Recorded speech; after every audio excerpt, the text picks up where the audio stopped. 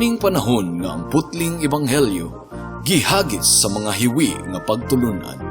Kinahanglan mo barug ang mga tinunan ni Kristo sa pagpakigbisog sa paglaban sa pagtuo, nga magkausa ug alang sa tanang panahong gihatag sa Dios ngadto sa iyang katawan. Maoy hinungdan nga namugna kining tulumanon ang putling ebanghelyo. 30 minutos nga pagsabwag sa tinuod nga ebanghelyo.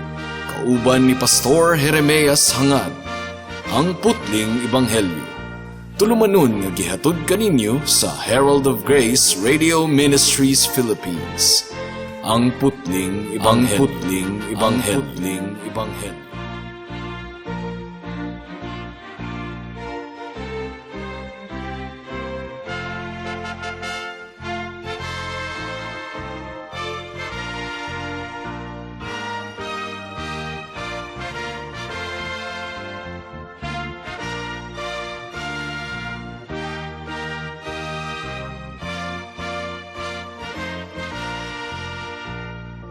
Mayong hapon Mabinay, mayong hapon Negros Oriental, Negros Occidental, Guimaras, Dumaguete City, Malabuyok ug uban pang mga munisipalidad sa Cebu Province ug kutob sa tanang gidala sa Ginoo sa pagpaminaw niining atong programa nga giuluhan og ang putling ebanghelyo. Kini ang inyong igsuon ug higala sa kahanginan si Pastor Jeremias Lauri Hangad sa Herald of Grace Radio Ministries Philippines. Dinuyugan sa iglesia nga nag-sponsor niining atong programa, ang Salitran Covenant Bible Church sa Barangay Salitran, Dakbayan sa Dasmariñas, probinsya sa Cavite. Ang atong teksto ning takna sa kahaponon makita sa mga Buhat kapitulo 19, bersikulo 21 hangtod sa 41. Ang giingon diri, human niining hitabua, giniyahan sa Espiritu Santo si Pablo mihukom sa pag-agi sa Macedonia ug sa Gresya ug sa paglahos ngadto sa Jerusalem. Unya miingon siya, gikan didto moadto usab ako sa Roma. Busa gipadala niya ang duha sa iyang mga katabang nga si Timoteo ug si Erasto ngadto sa Macedonia samtang siya nagpabilin og dugay-dugay sa lalawigan sa Asya. Niining panahona dihay dakong kasamok sa Efeso mahitungod sa dalan. Kay may usa ka platero nga ginganlag Demetrio nga namuhat og mga modelong plata sa templo sa Diyosa nga si Diana ug nakasapi pag-ayo ang mga trabahador tungod sa maong patigayon. Busa iyang gitigom ang mga trabahador uban niadtong sama kanilag pangita ug giingnan, mga kaigsuonan, nasayod kamo nga ang atong kauswagan nagikan niining pangitaa. Nakita ninyo og nadungog ang gihimo niining tawhana nga ginganlag Pablo. Nag-ingon siya nga ang mga Dios nga gibuhat sa mga tawo dili tinuod nga mga Dios ug daghan siyag nakabig dinhi sa Efeso ug hapit sa tibuok lalawigan sa Asya. Busa peligro nga ang atong pangita makabaton og ngilad nga dungog. Ug dili kay kini lamang kundili hasta usab ang templo sa bantugang diyosa nga si Diana dili na magpulos ug mahanaw ang kabantog sa diyosa nga gisimba sa tanan dinhi sa Asya ug sa tibuok kalibutan. Sa pagkadungog niini sa mga tawo naglagot sila pag-ayo ug naninggit, gamhanan si Diana sa Efeso ug mikaylap ang kagubot sa tibuok syudad. Unya si Gayo ug si Aristarco nga mga taga Macedonia nga mga kauban ni Pablo sa panaw gidakop sa mga tawo ug gidala ngadto sa teatro. Si Pablo mismo buot musulti sa mga tawo apan gipugngan siya sa mga magtutuo. Pipila sa mga namunuan sa lalawigan nga mga higala ni Pablo ang nagpadala kaniya og mensahe nga naghangyo nga dili siya moadto sa teatro. Niining higayuna ang mga tawo nagkagubot ug nag-iyahay og singgit ug kadaghanan kanila wala masayod nganong nagkatigom sila didto. Pipila kanila nagtuo nga si Alejandro maoy hinungdan sa kasamok tungod kay siya man ang gipaatubang sa mga Hudiyo ngadto sa katawhan. Unya misinya si Alejandro ug naninguha paghatag og katin-awan ngadto sa mga tawo. Apan sa dihang nahibaluan nila nga Hudiyo di ay siya, naninggit silang tanan sulod sa mga duha ka oras, gamhanan si Diana sa Efeso. Sa katapusan, ang sekretaryo sa lungsod nakapahilom ragayod sa mga tawo. Miingon siya kanila, mga taga-Efeso, ang tanan nasayod nga ang Efeso mao ang magbalantay sa templo sa gamhanang Diana ug sa sagradong bato nga nahulog gikan sa langit. Walay makalimod niini, busa kalma lang ug ayaw kamo pagpinutong. Gidala ninyo dinhi kining mga tawhana bisan kun wala sila mangawat sa mga templo ni magpasipala sa atong Diyosa. Busa kun si Demetrio ug ang iyang mga trabahador may sumbong bato kang bisan kinsa, aduna kitay hukmanan ug mga namunuan nga ilang kasumbungan. Apan kun aduna pa kamoy problema, husayon kini diha sa naandan nga tigom sa mga lungsuranon. Kay malagmit nga kitay pasanginlan sa kagubot nga nahitabo karon ug wala kitay igong katarungan nga ikahatag mahitungod niini. Human makasulti niini ang sekretaryo sa lungsod, gipapauli niya ang mga tawo. May the Lord bless the reading and hearing of His word. Ang ubang mga komentarista niini nga bahin sa kasulatan, mga kahigalaan, nagaingon nga kapritsyo ra kuno kaayo si Pablo sa iyang desisyon nga moadto sa Jerusalem. Kay sa sunod nga mga kapitulo, daghan man ang mibabag kaniya tungod kay nabati nila nga dunay mahitabo kaniya nga dili maayo didto. Apan sa tinuod lang, dili ta makaingon nga nagtuman lang si Pablo sa iyang gusto, tungod kay klaro man kaayo ang giingon sa bersikulo 21 sa atong teksto karon, nga giniyahan si Pablo sa Espiritu Santo sa iyang desisyon nga moadto sa Jerusalem. So kung giniyahan siya sa Espiritu, ang buot ipasabot niini, mga kahigalaan, mao nga ang balaang Espiritu ang nagbutang ni adto nga tinguha sa kasing-kasing ni Apostol Pablo. Ug ato pong masabtan nga wala nagtinguha si Apostol Pablo nga magdugay didto sa Jerusalem tungod kay nagtinguha man siya nga muadto sa siyudad sa Roma human siya makaduaw sa Jerusalem. Gipauna ni Pablo si Timoteo ug si Erasto ngadto sa Macedonia. Most likely aron tigumon ang mga voluntaryo nga mga offerings sa mga simbahan didto aron itabang sa mga naglisod nga mga kaigsuunan sa pagtuo didto sa Jerusalem. So mao ni ang ruta nga giplano ni Pablo. Gikan sa Asya, mulaho siya sa Jerusalem, dayon moadto sa Roma.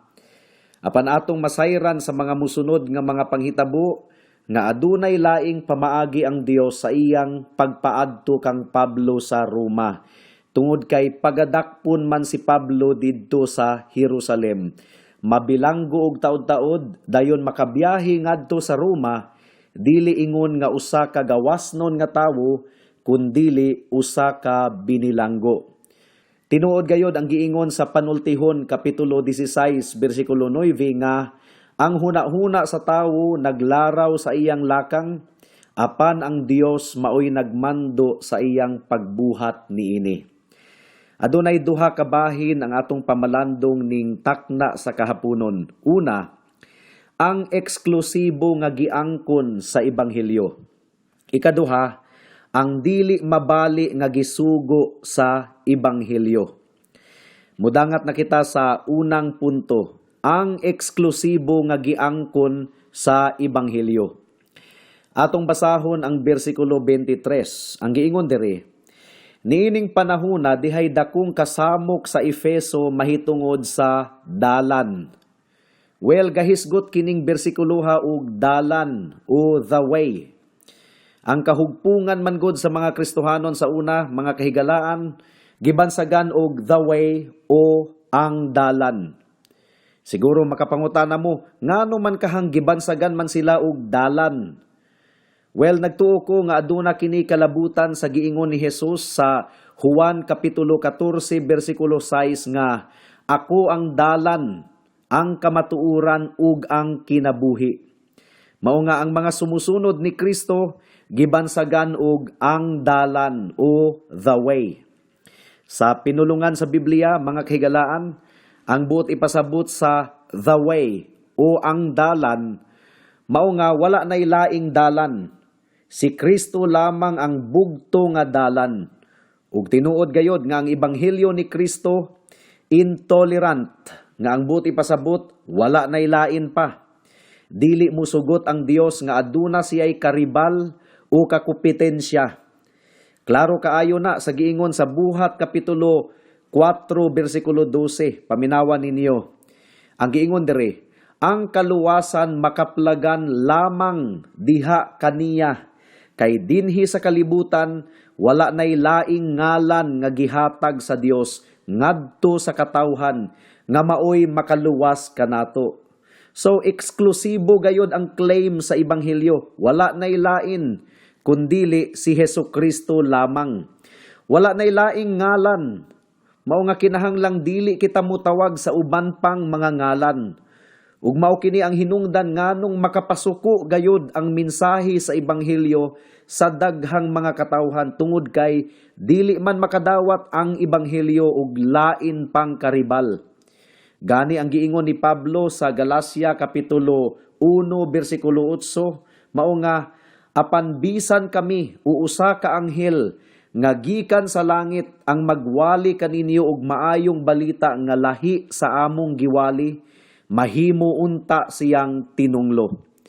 So delikado di ay kaayo kung magwali kita og lain pang ebanghelyo. Ug tungod kay makapasuko man gayod ang ebanghelyo, mao kini ang hinungdan nganong daghan na kaayong mga nangamatay nga magwalali, ilabi na sa mga dapit nga aduna nay nakagamot nga laing mga relihiyon. Ug sa mga panghitabo sa atong teksto karon didto sa Efeso, wala tuod nagmalampuson si Satanas sa pagbabag sa ebanghelyo pinaagi sa mga espiya nga mga Hudiyo. Apan hapit gayod siya milampos sa pagbabag sa ebanghelyo pinaagi sa mga negosyante ug mga namaligya didto sa maong syudad.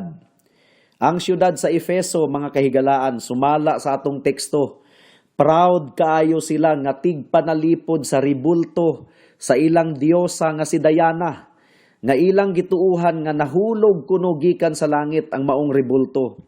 And by the way, ang tinuuhan nga adunay ribulto sa usa ka Dios nga nahulog gikan sa langit, komo na kayo nga tinuuhan sa una pa. Bisan gani ang mga Muslim, mga kahigalaan, nagtuo nga ang Kaaba o itom nga bato didto sa Mecca, sa Saudi Arabia, nahulog kuno gikan sa langit. Mao nga giisip nila nga balaan ang maong bato.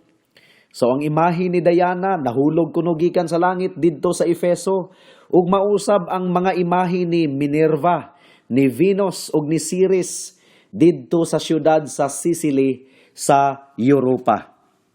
Ug wala mo kabantay, mga kahigalaan, kung duna gani tuo-tuo, duna po'y negosyo nga namaligya sa mga tuo-tuo. For example, ang mga inchik, nagtuo sa mga year of the pig, year of the snake, year of the rabbit, ug namaligya pud sila og estatwa sa baboy, halas ug unggoy. Nagtuo sila nga ang baki nga nagtangag og sinsilyo, makaswerte sa negosyo. Namaligya pud sila og baki nga nag-ingkit og sinsilyo. Nagtuo pod sila nga ang pabuto sa bag-ong tuig makapaabog sa mga daotang espiritu. Namaligya pod sila og pabuto. Ang problema, mga kaigsuuna, nagtuo lagi sila nga mahadlok ang mga demonyo sa pabuto. Unya kay sa gawas man sila sa ilang balay magpabuto. So ang mga daotang espiritu manulod hinuon sa ilang balay ug kwarto tungod kay hilo man didto. So ang dapat nilang buhaton didto sila sa sulod sa balay unta magpabuto. Well, anyway, didto sa Efeso, sumala pa sa atong teksto, nangasuko ang mga naghulma ug mga namaligya ug mga ribulto ni Diana tungod kay ang mensahe man ni Pablo sa ebanghelyo nagaawhag man sa mga katawhan didto nga mubiya sa ilang mga Dios ug mupailalom sa tinuod nga Dios. So apektado ang ilang negosyo. Gapakaaron ingnon kunuhay sila nga namiligro ang ilang kultura gumikan sa mensahe ni Pablo. Apan sa tinuod lang, nabalaka sila nga mahagba ang ilang negosyo. Tungod kay daghan naman gyud kaayong mga namiya sa pagano nilang tinuuhan ug misimba na sa tinuod nga Dios nga giwali ni Apostol Pablo. Mao nga nawad-an na gayud sila og mga customers. Unsa may atong makatuna niini mga kahigalaan.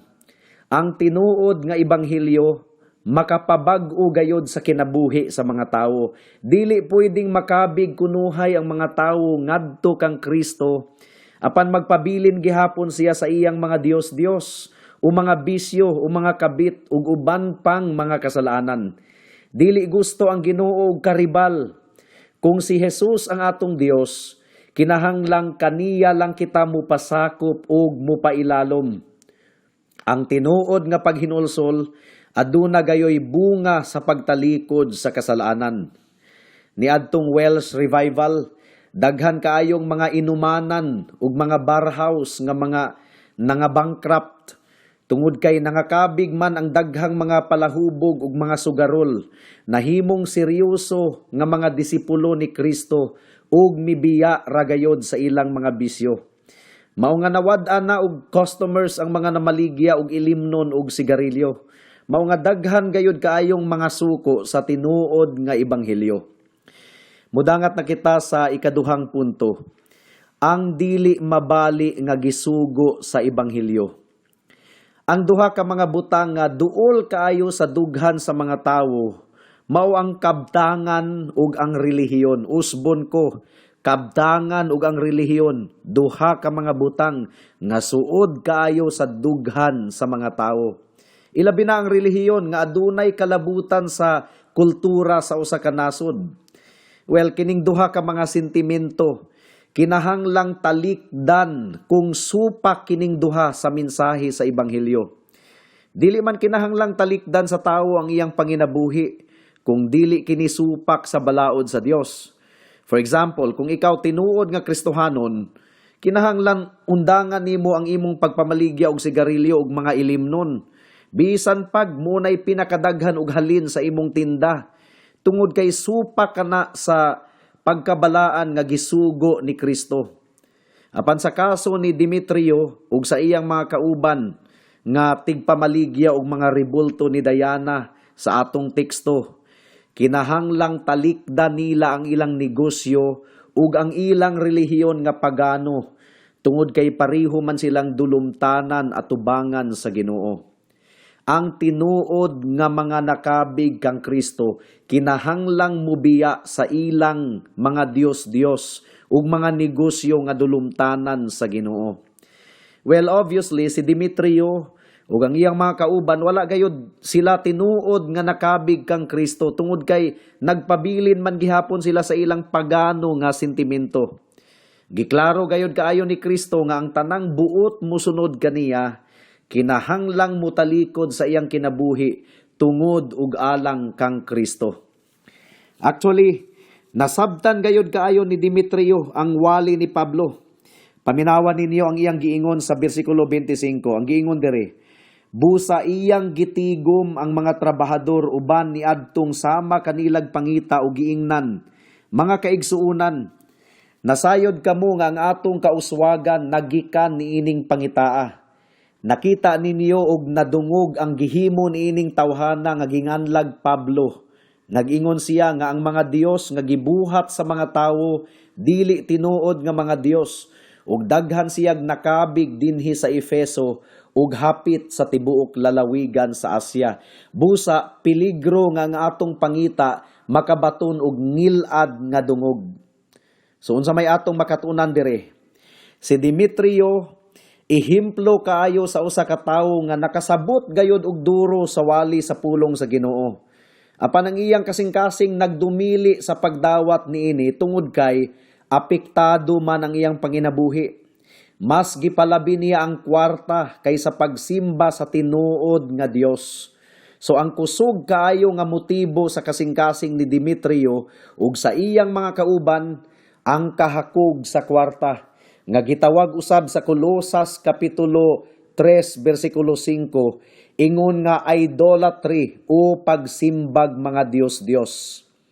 Well, daghan kayong mga tawo karon nga nagbaton og mga Dios-Dios og pangpabuenas Tungod kay nagtuo man sila nga naghatag sila og swerte sa ilang panginabuhi. Imbes nga musalig sa tinuod nga Dios, didto na sila nagsalig sa ilang Dios sa swerte ug dagon. Tinuod gayod nga ang idolatry ug kahakog, mga kahigalaan, managkaluha. Daghan gihapong mga tawo karon nga dili gihapon makabiya sa ilang pagano nga relihiyon, bisan pag nakasabot na sila sa kamatuoran, tungod kay nahadlok sila nga isalikway sila sa ilang pamilya. Apan mga kahigalaan, ang giingon ni Jesus kinahanglang talikdan kining mga butanga kung tinuod kitang musunod kaniya.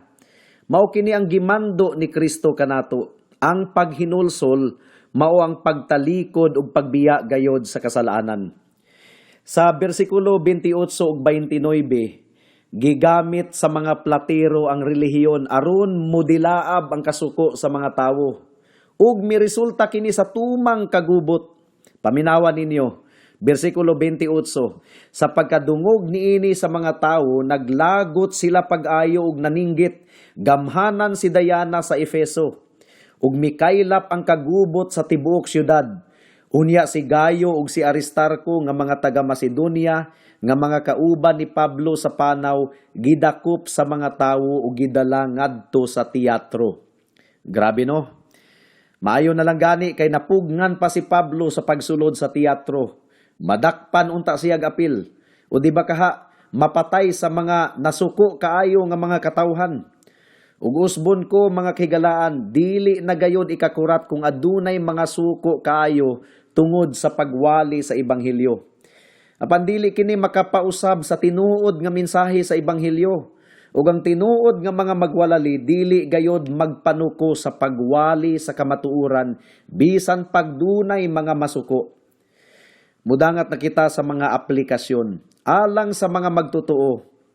Buot kong masabtan ninyo nga naningkamot gayod kaayo si Satanas sa pagpugong sa pagtukod ug lig-on nga iglesia didto sa Efeso. Ang maong syudad balwarte gayod kaayo ni Satanas sulod sa daghang mga katuigan. Uban sa daghan niini nga mga tutuo, mga pagsimbag Dios, mga salamangka ug uban pang mga satanismo nga mga aktibidades didto. Apan karon sa pagwali ni Pablo, nagpanglihok na ang balaang espiritu. Unsa na lang kahano, kung wala ma-detect ni Pablo ang kamabaw ug kakulang kaayo sa pagtuo sa 12 ka mga disipulo nga gihisgutan sa bersikulo 1 hangtod sa 10. Mapakyas gayud unta ang buluhaton didto.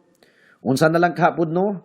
Kung nagmalampuson pa ang mga piki nga tighingilin og mga daotang espiritu sa pagsumay sa gahom ni Kristo. Unsaon na lang kahapon no? Kung nagmalampuson pa ang kagubot didto sa Efeso ug napatay sa mga tawo si Pablo ug ang iyang mga kauban. Wala untay natukod nga lig-on nga iglesia didto. Ug wala usab unta masulat ang basahon sa mga taga-Efeso sa Biblia. Dili buot si Satanas nga matukod ang iglesia didto sa Efeso. Apan, nagmalampuson gayod ang Ginoo. Dalaygon ang iyang ngalan. Ug kung atong basahon ang Book of Ephesians sa Biblia, atong makita nga ang simbahan didto sa Efeso mao ang usa sa mga simbahan nga lig-on gayod kaayo spiritually. Nagtuo ba kamo nga wala dumti ni Satanas ang mga simbahan karon nga maminatud-on kaayong nagwali sa kamatuoran sa atong kapanahunan karon? Sa tinuod lang, mga kahigalaan, naningkamot gayud kaayo si Satanas hangtod karon nga mapugngan ang pagkaylap sa ebanghelyo. Magpadala siya og dili tinuod nga mga nakabig ngadto kang Kristo aron mahimong miyembro sa mga simbahan. Nagpadala pud siya og mini nga mga milagro, nagmugna usab siya og mga kagubot sa simbahan. Apan sama sa nahitabo sa Efeso, dili gayod makapugong si Satanas sa buluhaton sa Ginoo. Gamhanan gayod kaayo ang Dios. Mao nga ibutang nato ang atong pagsalig sa atong Ginoong Dios alang sa kalampusan sa atong mga buluhaton. Alang sa mga wala pa kang Kristo, hinaot nga nakita ninyo nga dili gayod makadawat ang Ginoo kung aduna siya'y karibal. It's either you worship God or money. It's either you worship God or idols. It's either nagsalig ka kaniya o nagsalig ka sa Diyos. It's either nagsalig ka sa iyang grasya sa kaluwasan o nagsalig ka sa imong maayong binuhatan aron ikaw maluwas. Magpili ka, higala. Makasasala ikaw ug nahailalom ka sa tunglo sa Ginoo gumikan sa imong pagsupak sa iyang mga sugo. Ang bayad sa sala mao ang kamatayon. Apan mianhi si Jesus aron bayran ang silot sa atong mga sala nga dili nato mabayran. Pinaagi sa iyang hamili nga dugo nga giula didto sa krus sa Kalbaryo ang tanang maghinulsol sa ilang mga sala ug musalig lamang kaniya ingon nga bugtong Dios ug manluluwas, maluwas gayod. Busa ayaw na og dugayi pa. Hinulsuli ang imong mga sala ug saligi ang kamatayon ug pagkabanhaw sa atong Ginoong Hesukristo. Ingon nga igo ng bayad sa tanan nimong mga sala. Dangop kaniya karon, pasayloon kaniya, hinluan kaniya, luwason kaniya. Amen.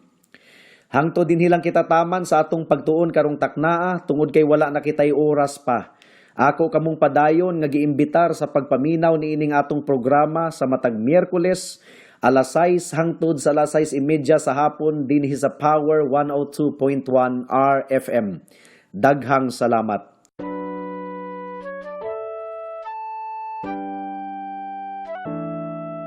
Noon ay bulag ako sa daan ng kaligtasan. Tulad ng marami, nakatuon ako sa sarili. Mabait naman at matulungin at walang kapwang inabuso. Kung kaya't ang tiwala ko, malamang ligtas ako.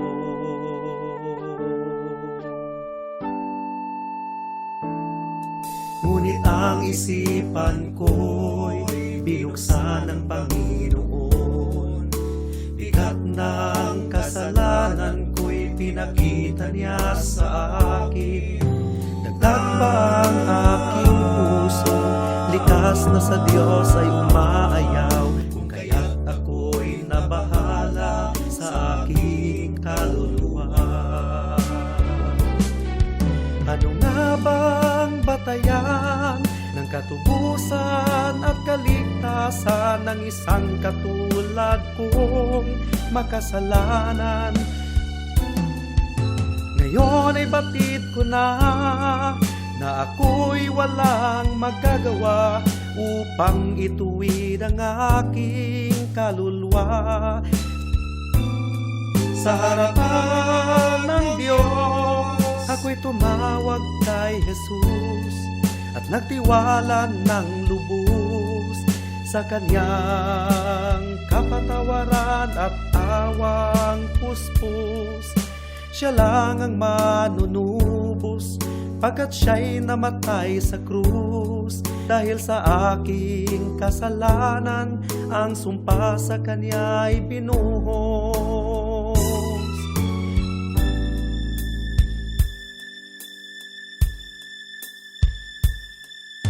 Ngayon ay tiyak ko na ang aking kaligtasan, aking nararanasan, tunay na kapayapaan.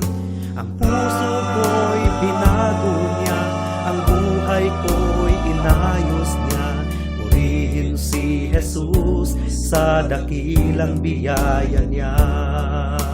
Puso ko'y binago niya, ang buhay ko'y inayos niya.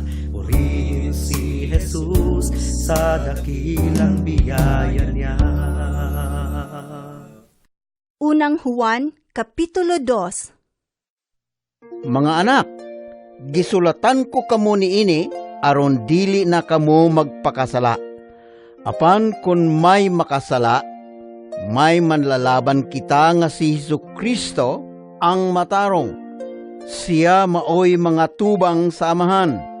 Siya mao ang halad aron mapasaylo ang atong mga sala, og dili lang kay ang atora, kundili ang mga sala usab sa tanang tao. Alang sa dugang nga mga pangutana, mahimong mo text kang Pastor Jeremias hangad sa 0935-744-3030.